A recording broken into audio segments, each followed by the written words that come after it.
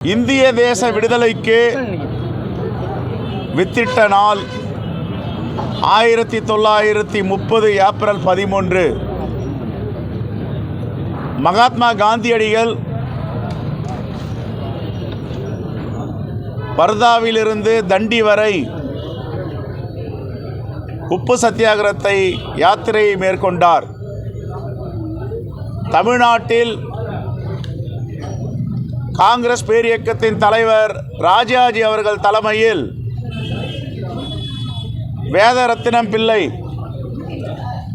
TDS Rajan மருத்துவர் இவர்களெல்லாம் சேர்ந்து இங்கிருந்து வேதாரண்யம் வரை உப்பு சத்தியாகிரக போராட்டத்தை கையில் எடுத்தார்கள். உப்புக்கு வரி விதித்த பிரிட்டிஷாரை கண்டித்து இந்தியா முழுவதும் மாபெரும் போராட்டங்கள் நடைபெற்றன. அதில் மகாத்மா காந்தியடிகள் தண்டி யாத்திரை செய்து கடலிலே முழுகி எழுந்து ஒரு புடி உப்பை எடுத்து செய்வோம் அல்லது செத்து மடிவோம் என்று முதல் சுதந்திர போராட்டத்திற்கு ஒரு மிகப்பெரிய எழுச்சி ஏற்பட்ட நாள் இந்த நாள். இந்த உப்பு சத்தியாகிரகத்தில் ஈடுபட்ட தமிழ்நாட்டு தலைவர்களை பிரிட்டிஷ் அரசு கைது செய்து சிறைப்படுத்தியது. அப்பொழுது ஏற்பாடு செய்த வேதரத்தினம் பிள்ளை தியாகி அவர்கள் டாக்டர் ராஜன் போன்றவர்களை சிறைபிடித்தார்கள். இந்த வரலாறு எல்லாம் மோடிக்கு தெரியுமா, பாஜகவுக்கு தெரியுமா, இங்கு இருக்கின்ற அண்ணாமலைக்கு தெரியுமா என்பதுதான் எங்களுடைய கேள்வி. ஜெனரல் டயர் அவர்கள்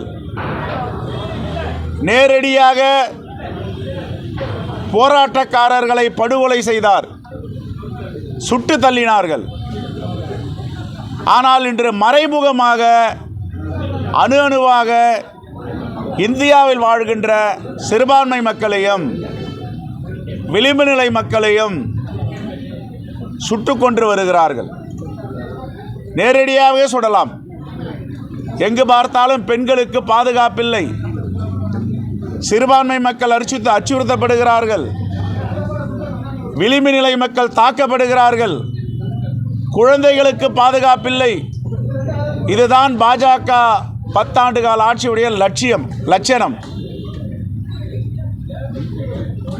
முதலில் உப்பு சத்தியாகிரகம் என்றால் என்ன, இதையெல்லாம் மோடியும் அண்ணாமலையும் தமிழ்நாட்டுக்கு வரும்பொழுது பேச வேண்டும். இந்த நாட்டிற்கு எப்படியெல்லாம் சுதந்திர போராட்ட வீரர்கள் தியாகம் செய்தார்கள், திருச்சி மண்ணில் வந்து பாடம் கற்பிக்க வேண்டும், அவர்கள் படிக்க வேண்டும். இதை விட்டுவிட்டு வெறுப்புத்தனமான அரசியலை பாஜக செய்து கொண்டிருக்கிறது. வட மாநிலங்களை செய்து முடித்துவிட்டு இப்பொழுது தென் மாநிலங்களில் குறிப்பாக தமிழ்நாட்டை குறிவைத்து வெறுப்பு அரசியலும் பிரித்தாளும் சூழலும் செய்ய முயற்சி செய்து கொண்டிருக்கிறார்கள். இதை ஒருபோதும் தமிழ்நாட்டு மக்கள் ஏற்க மாட்டார்கள், அவர்களை மன்னிக்கவும் மாட்டார்கள். தமிழ்நாடு என்பது தமிழ் மண், வந்தாரை வாழ வைக்கும் மண்.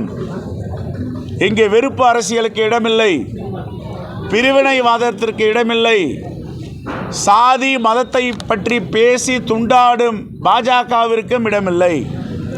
ஆகவே முதலில் மோடி அவர்களும் அண்ணாமலை அவர்களும் திருச்சிக்கு டிஎஸ்எஸ் டாக்டர் ராஜன் இல்லத்தில் வந்து பார்க்கணும். இதெல்லாம் எப்படியெல்லாம் இந்த நாட்டிற்கு சுதந்திரம் கிடைத்தது, எப்படியெல்லாம் போராடி இருக்கிறார்கள். டாக்டர் டிஎஸ்எஸ் ராஜன் சிறையில் மரணப்படுக்கையில் இருந்தார். வந்தே மாதரத்தை தவிர அவர்களுக்கு வேறு எதுவும் தெரியாது. தேசபக்தர்கள்.